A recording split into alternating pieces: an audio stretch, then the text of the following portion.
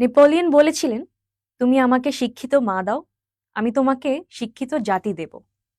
নারীদের শিক্ষা, ব্যবসা, চাকরি বা বিনোদন ক্ষেত্রে ক্ষমতায়নের পেছনে তাদের নিজেদের কৃতিত্ব যতটুকু, ততটুকুই তার পরিবারেরও। তাই এ নারী দিবসে ইউল্যাব তুলে ধরেছে এমন কিছু নারীদের, যারা জানিয়েছেন তাদের পরিবারের প্রতিদান। So I grew up in a family যেখানে অনেক বেশি মেয়ে ছিল. We are some 7 sisters, cousins, and just একটাই ভাই ছিল.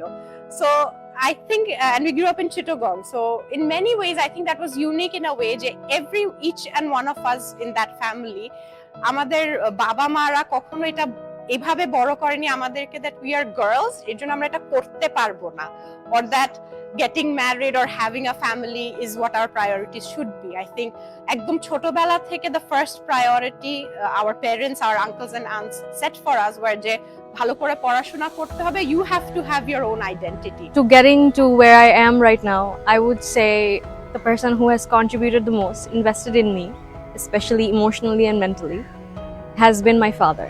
Working as a journalist and a student and someone in the marketing industry is a very intellectually heavy task, and most times you feel like you're going to burn out. But it was my dad who kept on pushing me and showing me that there is always options whenever you feel like there are none. আমার আম্মা সবসময় একটা কথা বলতো যে তোমরা কি দিয়ে ভাত খেয়েছো সেটা কেউ জানতে আসবে না, কিন্তু তোমাদের রেজাল্ট কি হচ্ছে সেটা কিন্তু সবাই জানতে চায়। এই কথাটা বলার কারণ হচ্ছে আমরা যখন বড় হয়েছি, আমার বাবা মারা গেছেন 84 সালে। তো একদমই ছোট ছিলাম, যেহেতু বাবা ছাড়া বড় হচ্ছি, মায়ের উপর দায়িত্ব অনেক। যেহেতু আমরা বরিশালে বড় হচ্ছি, আমার বাবার একটা সুনাম ছিল, আমাদের পরিবারকে সবাই চিনে। তো আসলে আমাদের ব্যবহার, আমাদের শিক্ষা যোগ্যতা সবকিছু দিয়ে আসলে আমাদের পরিচয় নির্ধারণ হবে। তো আমার আম্মার সবসময় ফোকাস পয়েন্ট একটাই ছিল যে তার ছেলেমেয়েরা ঠিকঠাক মতন পড়াশোনা করবে।